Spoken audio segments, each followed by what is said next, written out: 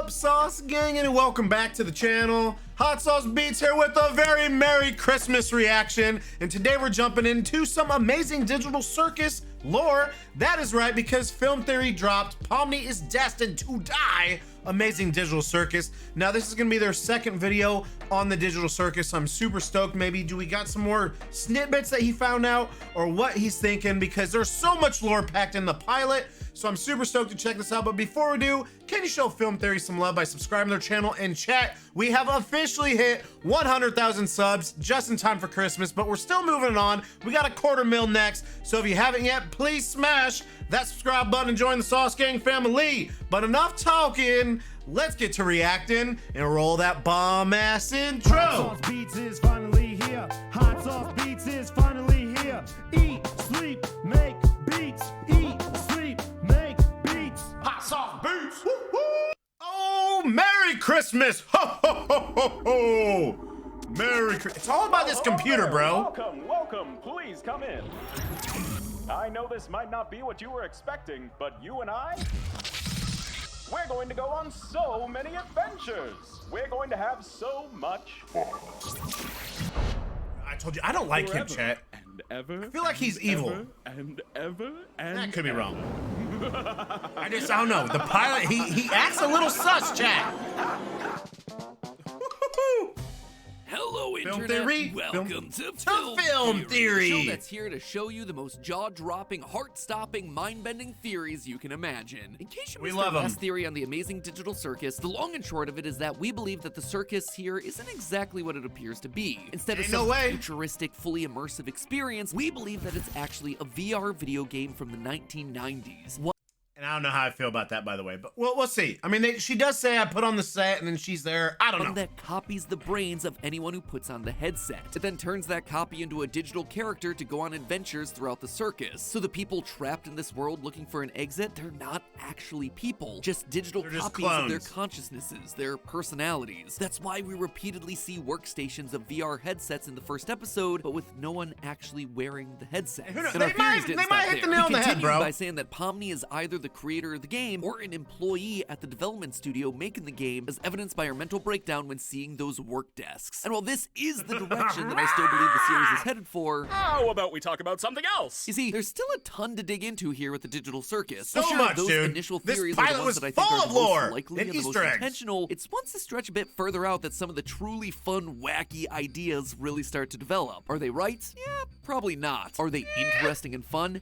Absolutely. And therein lies 100%. the beauty of theory crafting. For example, last time I briefly tossed out a bit of wild speculation that the digital circus may have itself some biblical connections. In this brief scene exploring the back rooms of the company who seemingly created the circus, we see the initials C and A painted onto the wall. C made me immediately connect things back to our lovable AI ringleader Kane, a guy who's probably the most in control of this entire situation. And if you tend to 100% see he's in that control. Kane partnered with the initial A in any sort of Because don't forget, too, Kane kept talking about, like, finishing the exit, finishing the end, right? So, I mean, that implies that he is in somewhat a creator of it, and he has control over what's going on in their world. pop cultural reference, the first immediate jump is going to be to the biblical story of Cain and Abel. See, Cain and Abel were the children of Adam and Eve, the first humans to ever exist in the Abrahamic religions. At the time, I wasn't really sure if this was meant to be anything or if it was going to lead anywhere, but the more I sat and thought about it, the more connections that I started to make. Some of those connections were admittedly very dumb. For example, in biblical canon,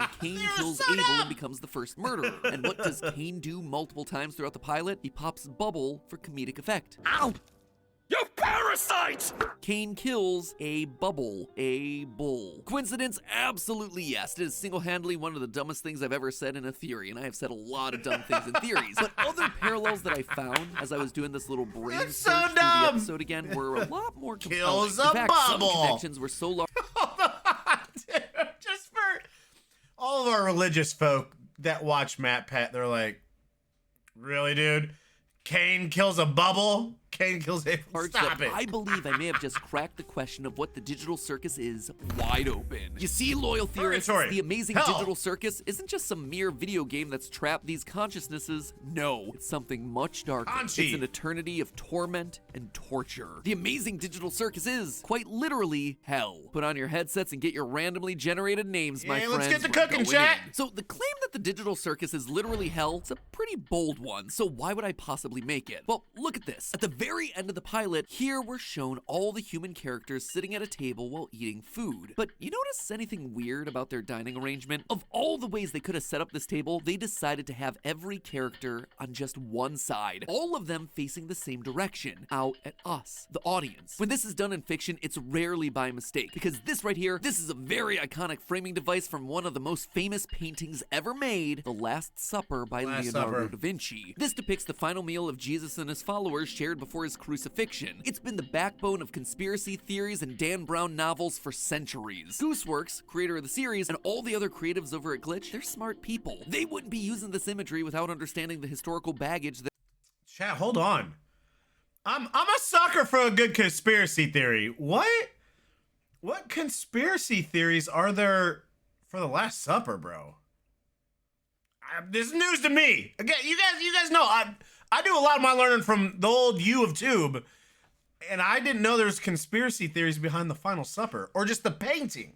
Riddle me that. If any of you guys know, let me know in the comments. I'll chat it up with you. that comes along Little with it. chit-chat. And it's not just Little the table chit-chat. layout that's worth calling out here. Look at Pomni in the center, the exact position that Jesus is in for the painting. And notice the colors of Pomni, red and blue. Wouldn't it be weird if, oh wait, never mind, Jesus is also dressed in red and blue. The interpretation of his colors is that the blue represents the divine half of God, heaven, and his red represents the blood, mankind. So in Jesus, you have the mixing of these two elements, a God born amongst men. and Are we separated calling into Pomni red Jesus? and blue. And in Pomni, we actually have something similar, at least if our earlier theories were correct. A creator of this game, a god of this world, if you will, now set to live as a part of their own creation. And it's not like religion is completely absent from this world either. Quite the contrary. We know for a fact that God exists in the circus in some form or another. During the first adventure that Cain sets up for Pomni, the Gloink Queen says this. I am Gloinks. You will be Gloinks. God will be Gloinks. Oddly specific thing to say. Speaking of making oddly specific references that we can build off of, let's talk about abstraction. According to the show, when you obsess over being trapped in the circus and drive yourself crazy looking for a way out, Eventually, you get to asking what the point of anything is, and you completely lose sight of who you are and why you're even alive. And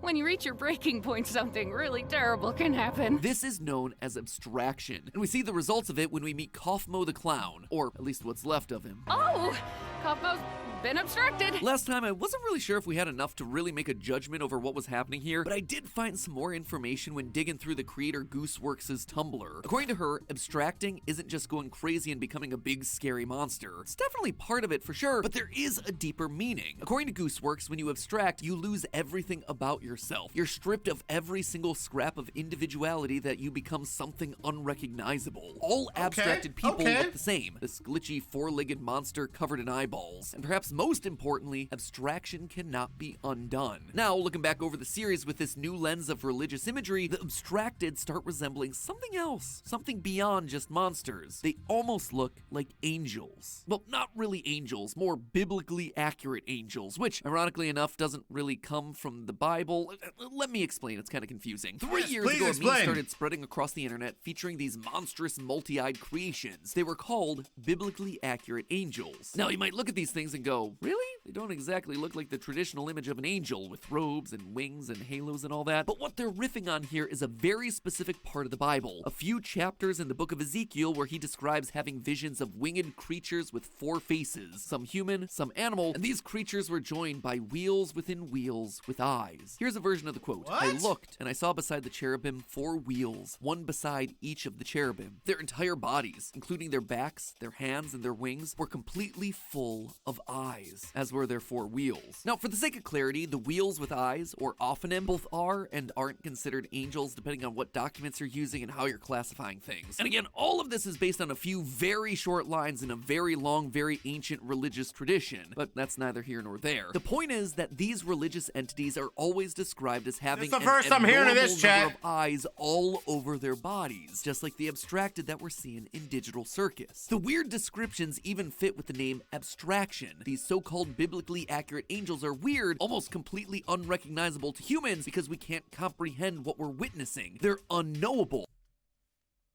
And I have heard there's other instances that they've used this in regards to something that your brain can't comprehend, and it's just like, it's essentially abstract. Interesting. Huh. Indubitably.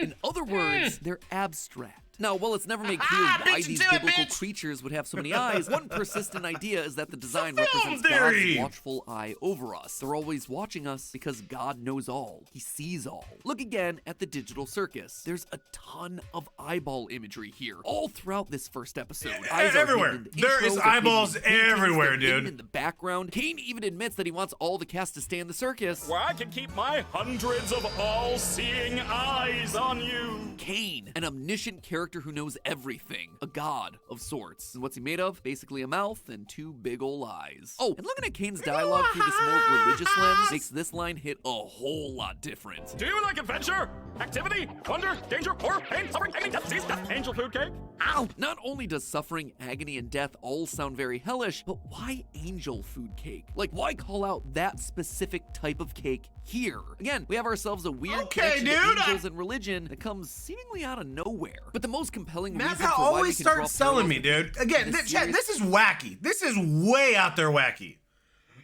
Excuse me.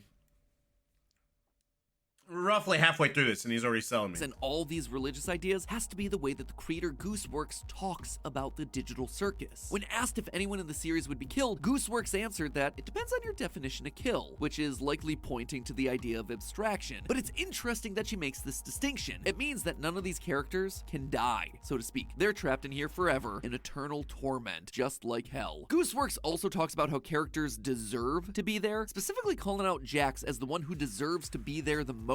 Using the phrase deserves to be there, it shows that the circus is some place of judgment. It's either a reward for those who are good or a punishment for those who are evil. And considering Gooseworks has a lot of negative things to say about Jax, this ain't your reward day at the spa. Time and time again, Gooseworks has gone on the record to say how awful Jax is. According to Gooseworks, Jax is morally the worst character in the show, so much so that when asked if he was more of a jerk or an anti-hero, she explained that, quote, "There's absolutely nothing heroic about Jax." Those are some pretty strong words for a character that you yourself created. When another fan commented that they hoped Jax was gonna get worse, Gooseworks said, "You're probably gonna enjoy some of the things we have planned." And already the behavior that we've seen from him throughout the series is pretty awful. He's mean, he trips people, he knocks them over, he steps on one of Gangle's masks without Karen. He knows that Ragatha's deepest fear is centipedes, and he uses that information to torture her. By the way, I may have left something in your room today, so let me know if you find it. You're not afraid of centipedes, are you?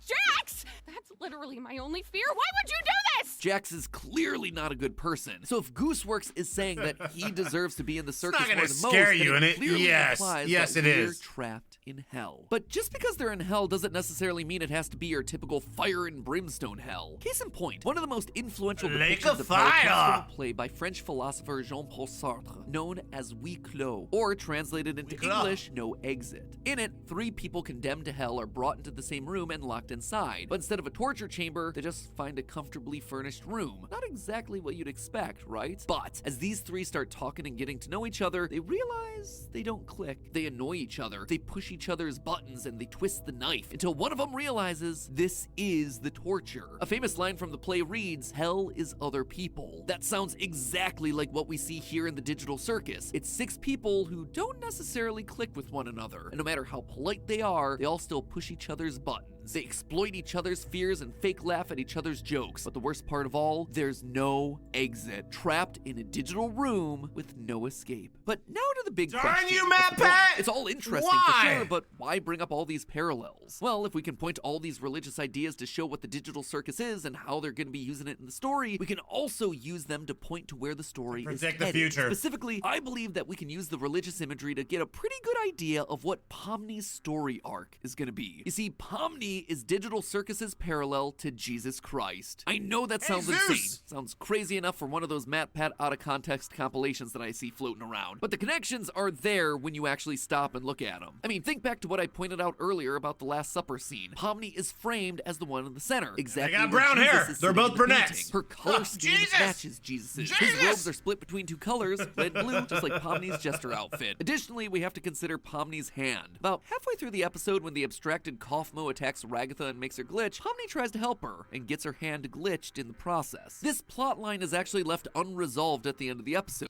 And I'm guessing Jesus saved people and got a hole through his hand, and that's what we're connecting? With Cain fixing Ragatha, but not Pomni, who keeps the glitching hand a secret. In Christianity, wounds or scars on your hand like this usually reference a very specific thing, stigmata. These are representative of the wounds that Jesus got when he was being hammered onto the cross, usually depicted as scars on your hands. Another connection to Pomni. And if our previous theory is correct and Pomni's human persona is an employee of the company behind the digital circus, well, she's the developer of this game. That would make her the creator. And just like Jesus is an aspect of God in many sects of Christianity, that would make Pomni an aspect of a god or creator of this world. Heck, her arc in the very first episode, forgetting who she is so that the information can be dramatically revealed to her later on, it even follows what Jesus went through in biblical texts, beginning life as a human before having to discover for himself that he is in fact the Son of God, discovering his purpose to save humanity from themselves. And this is why I think we have to care about all this, why we started looking at all these religious parallels in the first place. If the digital circus is indeed designed to be hell, and everyone here is condemned to be there in some way, and Pomni suddenly comes in as a representative of Jesus, well, she's there to save them, to help the other cast members escape from this torment that they found themselves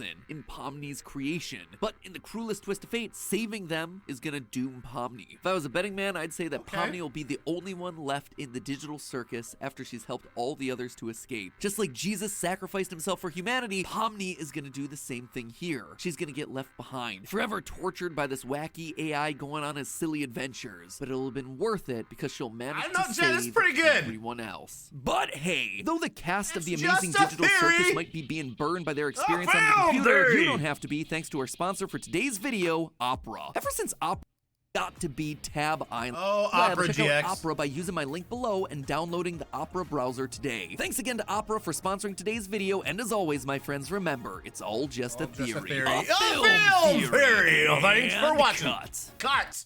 That's what I said. I said, and cut. Let me bring you in, chat. Okay. So Pomni's Jesus. Now, dude, here's my struggle. That's a crazy ass theory, dude. Crazy. Like cuckoo for Cocoa Puffs. However, Matt Pat did what he does best and he sold me. I'm sold. Pomni's Jesus. Jesus is Pomni. I'm just so interested, like, are the other characters gonna be tied into other people as well? But then he was also trying to tie it into that being hell, and what does he say? Is he saying Jesus is in hell then? I don't know, but this is why theory, and again, you can agree, disagree, but this is why it's called a theory. He brings up some good points and we're just trying to solve it. And I never in a million years, so I got a hair in my eye, I never would have thought of this correlation. So I don't know, let me know what you guys think. And speaking of Jesus, tomorrow's Jesus's birthday. Merry Christmas. I hope you guys have an amazing Christmas and a happy new year. Spend it with friends, family, and loved ones. Friends, family, and loved ones. And make sure you show Matt Pat at Film Theory some love by subscribing to the channel and chat. Thank you everyone who has supported and joined the Sauce Gang. We are officially over 100,000 subs, but if you haven't yet, please smash that subscribe button and join the Sauce Gang family. Merry Christmas, have a happy new year, and remember, it's eat, sleep, and make beats, and as usual, we kind of want to know. That's all I got. Boom, I'm out. Gonna be love for the Sauce Gang. Peace out. Bye.